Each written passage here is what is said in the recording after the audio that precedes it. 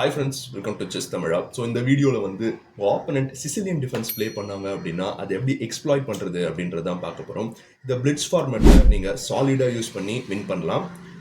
So இந்த இடத்துல E4 and Sicilian and இந்த இடத்துல இந்த பானை புஷ் பண்ணுறோம். இதுவே வந்து ஆப்பனண்ட்டை குழப்பும். ஸோ ஆப்பனண்ட் இதை எடுத்தாங்க அப்படின்னா நமக்கு தான் அட்வான்டேஜ்.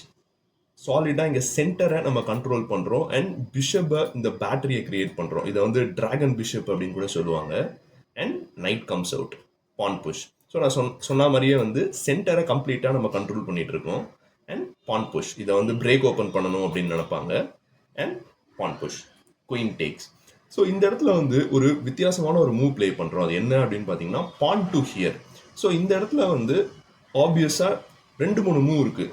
என்% பண்ணலாம் அண்ட் தென் குயின் எடுத்துகிட்டு போய் பின்னாடி போகலாம். ஸோ என்% பண்ணாங்க அப்படின்னா நமக்கு தான் அட்வான்டேஜ். ஸோ ஒரு டெம்போவோட நம்ம நைட்டை டெவலப் பண்ணுறோம் அண்ட் குயின் அட்டாக் ஆகுது.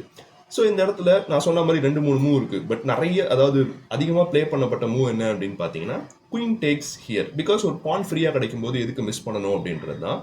இந்த இடத்துல நைட்டை வச்சு ஜம்ப் இன் பண்ணுறோம். இது வந்து இன்ஃபேக்ட் என்ஜினில் கூட பெரிய ஒரு ப்ளஸ் நம்மளோட சைடு காமிக்குது. ஏன் அப்படின்னு பார்த்தீங்கன்னா இந்த இடத்துல குயினை அட்டாக் பண்ணுறோம் அண்ட் தென் நைட்டும் வந்து சாலிடாக ஒரு சென்டரில் இருக்குது. ஸோ இந்த இடத்துல பார்த்தீங்க அப்படின்னா ஆப்போனன்ட் கொஞ்சம் க்ரீடியாக இருந்தாங்க அப்படின்னா இந்த பிஷப் எடுக்க ட்ரை பண்ணுவாங்க.